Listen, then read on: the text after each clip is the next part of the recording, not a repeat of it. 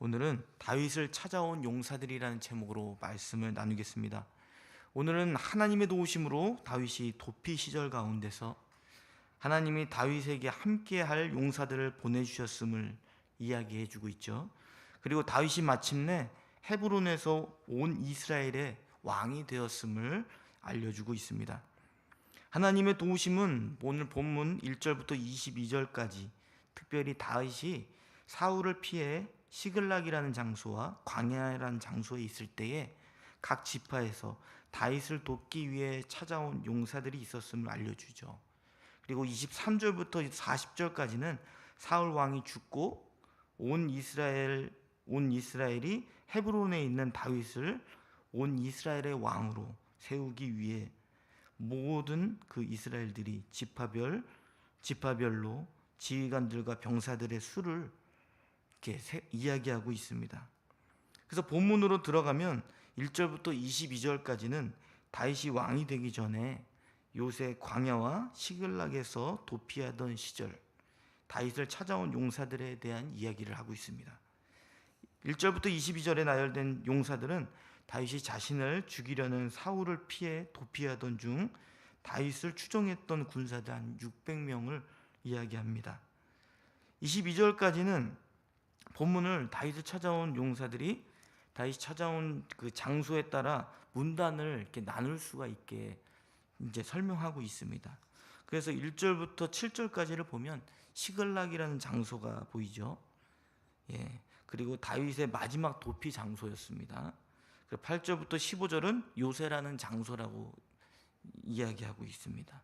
그 16절부터 18절까지는 또 요새라는 장소로 이야기하고 있죠. 19절부터 22절은 다시 시글락이라는 장소로 이렇게 이야기하며 문단을 나누고 있습니다. 이렇게 장소에 따라 이렇게 단락을 구분할 수가 있는데 시글락 장소였다가 요새 장소, 그리고 또 다시 시글락 장소로 이렇게 바뀌는 것을 보게 되죠. 이 두 장소에 따라서 이렇게 구분을 할 수가 있는데 이것은 시간적 순서가 아닌 어떤 주제를 강조하고자 장소를 이렇게 바꾼 것이죠. 그래서 이런 기법들을 교차 대꾸법이라고 이야기하죠. 시간적 순서가 아니라 어떤 주제를 강조하기 위한 목적으로 설명하는 것을 보게 됩니다. 다윗이 마지막 도피처가 되었던 곳은 시글락이라고 했죠. 근데 더 과거가 되는 도피처인 요새라는 그 장소는 지금 더 과거의 이야기를 하다가 다시 이제 가장 최근의 과거로 다시 돌아오는 것을 보죠. 시글락으로. 이것은 이제 강조하고자 하는 주제가 있습니다. 그 주제는 답을 말씀을 드리자면 도움이라는 것입니다. 결국 도움. 그 도움이라는 단어가 그 용사들을 나열하면서 동사가 이렇게 7번 언급되는 것을 보게 되는데 1절에서 또 17절에서 18절에서 2번 그리고 19절에서 21절에서 또 22절에서 그 도움이라는 단어가 반복되고 있는 것을 보게 됩니다. 이것은 이 저자가 이 용사들을 언급할 때에 의도적으로 강조하고 있는 것이죠. 그래서 동사를 돕다를 7번 사용하고 있다는 것은 이제 유대인들이 7을 완전한 숫자로 의미를 가지고 있잖아요. 그래서 하나님의 완전한 도우심을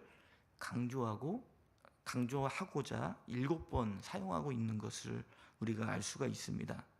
그래서 먼저 시글락은 다윗의 마지막 도피처이며 또 요새는 다윗이 피난 초기 광야 또는 엔게디 그 요새라고 하죠. 요새를 말한다고 합니다. 이를 통해 다윗이 지금 헤브론에서 온 이스라엘의 왕으로 즉위하는 과정 가운데 그 즉위식에 가까운 과거 그리고 더 먼 과거 다시 즉위식에 가까운 과거로 돌아오면서 다윗이 항상 위기 속에 있었지만 과거에 머무는 존재가 아니라 끝까지 왕으로 등극하기까지 하나님의 도우심이 있었다는 것을 나타내주고 있는 것입니다. 마치 정해진 답이 주어져 있는 것이죠. 다윗이 왕으로 즉위할 수 있었던 것은 과거로 머무는 것이 아니라 먼 과거부터 최근의 과거까지 절정에 이르기까지, 현재에 이르기까지 하나님의 도우심이 있었다는 것을 이야기해 주고 있는 것입니다. 그리고 또 구체적으로 들어가면 1절부터 7절은 다윗의 마지막 도피처였던 시글락에서 다윗을 도우러 온 베냐민 용사들 중 23명이 다윗에게 찾아온 이야기를 하고 있죠. 그래서 이들은 싸움에 능숙한 용사들이었습니다. 이 시글락은, 그런데 다윗이 지금 마지막 도피처였던 이 시글락은 유다 남부 에돔 경계의 성읍이었다고 합니다. 그래서 사울 당시 이 시글락은 블레셋 영토였고, 이때 가드왕 아기스가 다윗과 다윗의 추종자 600명을 시글락에서 거주할 수 있도록 허락해주며 다윗은 생명을 부지하고 있었던 것이죠. 나라도 없이 다윗은 지금 자기를 따르는 군사들을 이끌고 나그네 신세를 하고 있었던 것입니다. 그런데 이때 찾아온 군사들이 바로 베냐민 지파에 속한 군사들이었다는 것이죠. 이 베냐민 지파는 잘 알고 계시다시피 지금 다윗이 지금 도피하고 있는 시글락에 있을 때에 이스라엘 왕이 누구였죠? 사울이었잖아요. 이 사울의 지파에 속했던 것이 베냐민 지파에 속했던 것이 바로 사울이었거든요. 사울과 가장 측근에 있었던 지파들이 결국은 사울을 버리고 다윗에게 나온 것이죠. 그리고 더군다나 도망자 신세였던 다윗의 편에 서서 그 사울이 속해 있었던 그 지파 군사 용사들이 다윗에게 전향했던 이야기를 해주고 있습니다. 이것은 어떤 의미를 담고 있습니까? 이제 사울에게 속했던 이스라엘 백성들이 가장 가까운 용사들부터 다윗의 편에 숨으로 인해서 온 이스라엘도 다윗의 편에 설 것이라는 것을 암시해주고 있는 것이죠. 그리고 8절부터 15절은 1절부터 7절의 그 시글락에서보다 더 과거의 이야기를 하고 있죠. 거기서는 이제 요새 장소에서 다윗에게 또 전향했던 갓지파 11명의 용사 명단을 이야기합니다. 그리고 이어서 16절부터 18절은 다윗이 요새에 있을 때에 찾아온 베냐민과 유다 용사들의 일화를 이야기하고 있습니다. 이 네 단락 중에 지금 16절, 18절은 굉장히 좀 특별한 일화를 담고 있는 내용으로 설명이 되고 있습니다. 여기서는 용사들의 이름은 생략되고 있습니다. 대신 다윗에게 찾아온 그 베냐민과 유다 그 자손들 가운데 아마세도 있었는데 그 아마세와 관련된 이야기를 하고 있는 것이죠. 그래서 다윗은 이렇게 아마세의 일행과 더불어서 베냐민과 유다 그 자손들이 다윗을 찾아온 것을 보면서 의심을 품죠. 혹시 나를 해하려 온 것이 아닌가라는 의심을 품습니다. 그래서 그 일행에게 나는 무죄하다. 그러나 너희들이 만약에 나를 죽이려 한 것이라, 무죄한 나를 죽이려고 찾아온 것이라면 하나님의 책망이 있을 것이다라고 그들에게 이야기합니다. 그때 아마세가 이제 이야기하는 내용이 있죠. 오늘 본문 18절 말씀을 다 함께 읽겠습니다. 시작. 그때 성령이 30명의 우두머리 아마세를 감싸시니 이르되 다윗이여 우리가 당신에게 속하겠고 이새의 아들이여 우리가 당신과 함께 있으니 원하건대 평안하소서. 당신도 평안하고 당신을 돕는 자에게도 평안이 있을지니 이는 당신의 하나님 당신을 도우심이니이다 한지라. 다윗이 그들을 받아들여 군대의 지휘관으로 삼았더라. 아멘. 다윗을 찾아온 그 유다와 그 베냐민 자손 중에 우두머리였던 아마세는 오늘 이 말을 하죠.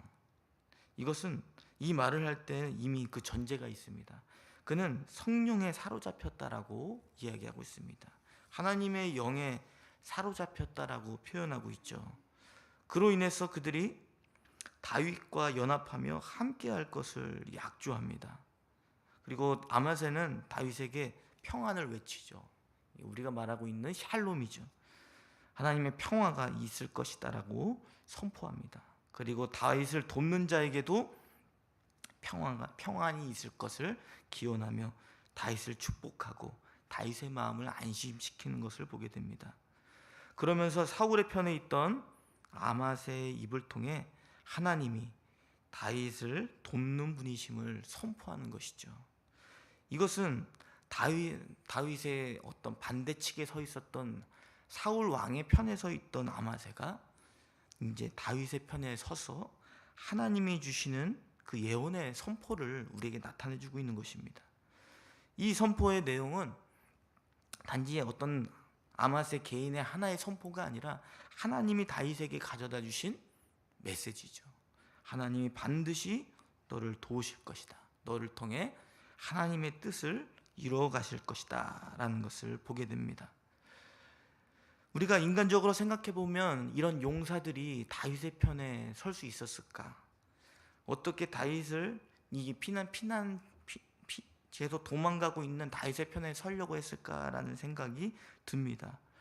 그런데 또 한편으로 생각해 보면 사울이 그만큼 하나님을 섬기지 않았다는 것이죠. 하나님을 버리고 자신을 섬기고 우상을 섬겼기 때문에 그 용사들에게 영향을 미쳤기 때문입니다.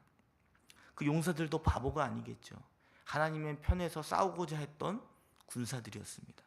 그런데 사울이 하나님의 편에서 싸우지 않으려고 할 때 다들 도망가게 된 것이죠. 그때 다윗의 편에 서서 하나님의 편에 서 있는 다윗에게 찾아간 것입니다. 우리가 신앙생활 할 때 때론 교회에서 어떤 직분을 맡고 또 이렇게 지도자의 위치에 있을 때에 우리가 하나님의 어떤 모습들, 하나님의 뜻을 따라서 살지 않으면 그것을 따르고 가시는 분들은 또 실망을 하게 되잖아요. 그런 것과 같이 우리도 하나님의 뜻을 따라갈 때에 하나님의 편에 서고자 하는 마음들이 생겨나는 거겠죠. 저 여러분도 이런 모습들을 보면서 우리가 하나님의 편에 설 때에 그 누군가도 하나님의 뜻을 따르고자 하는 사람들에게 영향을 줄 수 있다는 것을 우리가 생각해 봐야 할 것입니다. 오늘 마지막 19절부터 22절은 이제 다시 시글락 장소에서 상황으로 돌아가게 되죠. 므낫세 지파 7명이 다윗에게 전향한 사실들을 이야기합니다. 그리고 전향하는 데 어떤 상황을 설명하고 있습니다. 19절에 보면 다윗이 블레셋 군에 합류하여서 사울과 전쟁할 위기에 있었던 것이죠. 그때 당시에 블레셋 왕이었던 아기스의 부하들이 다윗이 사울과 전쟁을 하게 되면 오히려 다윗이 우리의 목을 치고 다윗이 사울에게 항복하며 나아갈지도 모른다 라고 이야기하며 이제 블레셋 군의 그 다윗의 출정을 막는 사건들이 있게 됩니다. 그리고 19절 말씀대로 다윗은 블레셋을 돕지 않게 되죠. 그런데 그가 피한 그 전쟁에서 사울은 죽게 되는 일들이 벌어지게 됩니다. 그래서 다윗은 다시 시글락에 돌아오게 되는데 아말렉이 그곳에 있는 재산을 약탈하고 사람들을 다 잡아가게 되는 일이 있게 되죠. 그런데 당시 다윗에게 돌아온 므낫세 지파 천부장 7명의 도움으로 인해서 아말렉을 치고 빼앗긴 모든 사람들과 그 소유를 되찾게 되는 일들로 마무리가 됩니다. 이런 상황에서 이제 다윗은 낙심한 가운데 있지 않고 기도하고 하나님은 이런 다윗에게 회복을 약속했다는 것을 이야기해 주고 있습니다. 이렇게 시글락에서 사울에 속한 베냐민 지파의 용사들이 스스로 전향하며 다윗의 편에 선 것, 다시 과거로 돌아온 것이죠. 요새에 이제 있을 때 사건들, 갓지파 11명의 용사들이 자발적으로 사울을 버리고 다윗을 찾아온 사건, 그리고 또다시 요새에 있을 때에 아마세의 성령의 감화로 받음으로 인해서 다윗에게 예언한 대로 하나님은 반드시 도우신다는 것을, 다윗을 위해 싸워 주신다는 것을 선포하는 내용, 그리고 다시 시글락에 있을 때에 다윗이 사울과 싸우지 않고 사울을 패하게 하심으로 말미암아 이제 다윗이 다시 이제 회복할 수 있게 되고 왕이 될 수 있는 이 역사들을 나타내주고 있는 것입니다. 이처럼 용사들이 찾아온 이 내용들은 다윗의 개인적인 지도력 때문만이 아니라 온전히 도망자 신세였던 왕이 될 수 없는 그 상황 속에서 하나님의 전적인 도우심으로 세워졌다는 것을 이야기하며 마무리하고 있습니다.